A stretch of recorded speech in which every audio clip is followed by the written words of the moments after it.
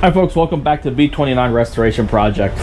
So the last video, we got all the cowl flaps cut. We got them mostly glued in place. They still need to be permanentized.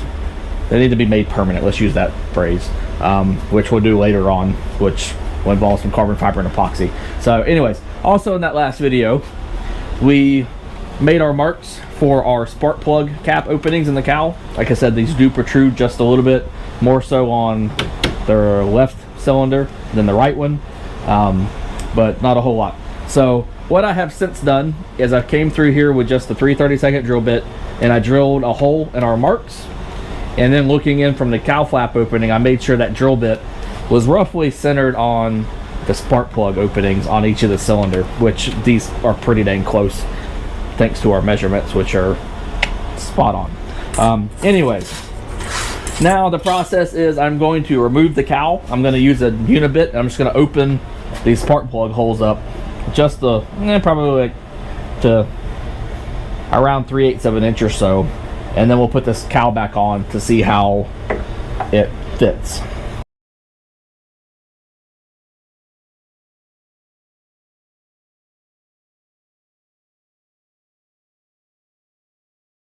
Looking here on this side, the spark plug is actually, the bottom of the spark plug is at the top, just above the hole here.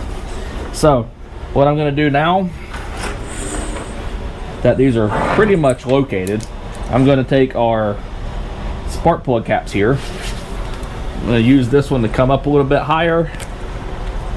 I'm going to trace around the actual cap just to kind of give us a round surface. I'm going to do the exact same thing here on the inside as well.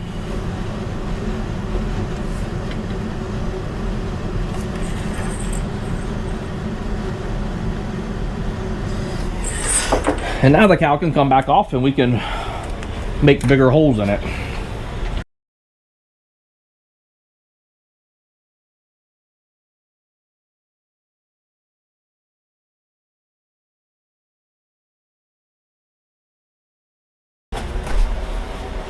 Now, cowl goes back on again.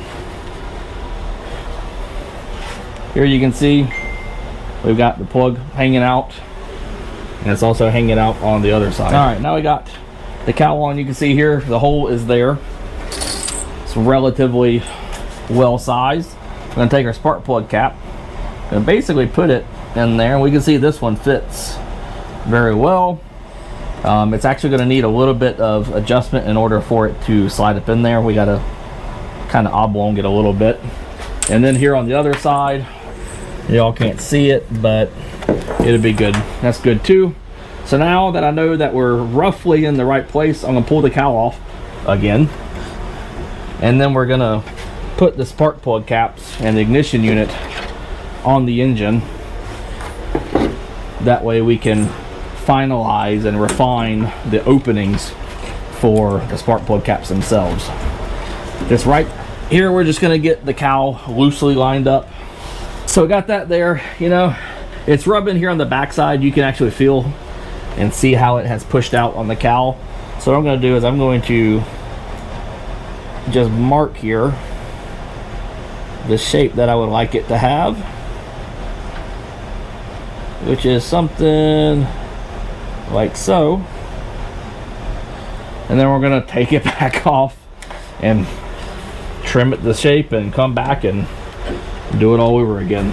Okay, so I'm gonna go, there's trimming number like 3 or something for this one.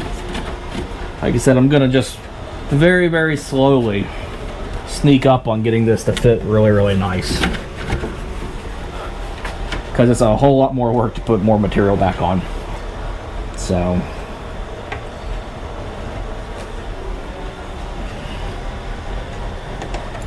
all right, there we have that. You know, honestly, that is relatively good.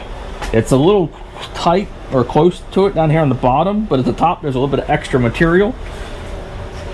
So I'm gonna come back here on the back side. There we go. Yeah, that'll work. Probably need to trim it just a little bit more right back here. It's rubbing on the cowl, and I know that will rub through it over time.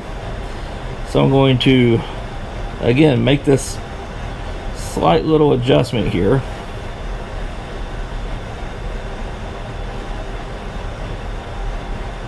To the shape of it.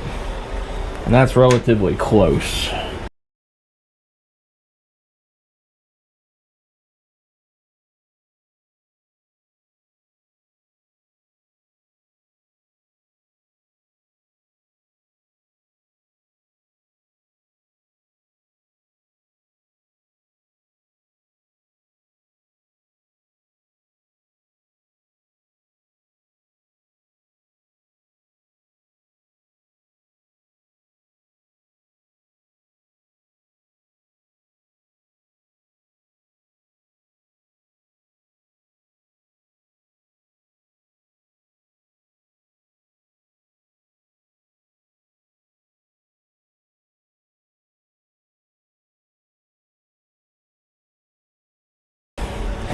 There, we got it. So just a little bit of rubbing here on the back side on both sides of them. I believe this one is worse than the other side, but you can see about a pinky, about a half of an inch, 3/4 of an inch of protrusion on that cylinder, and really just, man, maybe 3/8 of an inch on this side. So Stinger 125s work really well, fit really nice inside these engines and these cowlings. So that's pretty much how I go about fitting a cowling onto an airplane and making it fit. When it comes to exhaust, the exhaust is super simple. I'll give a quick little rundown for now, and I will do a video on that later. Basically, there's a couple of Teflon pieces that stick onto the exhaust stubs.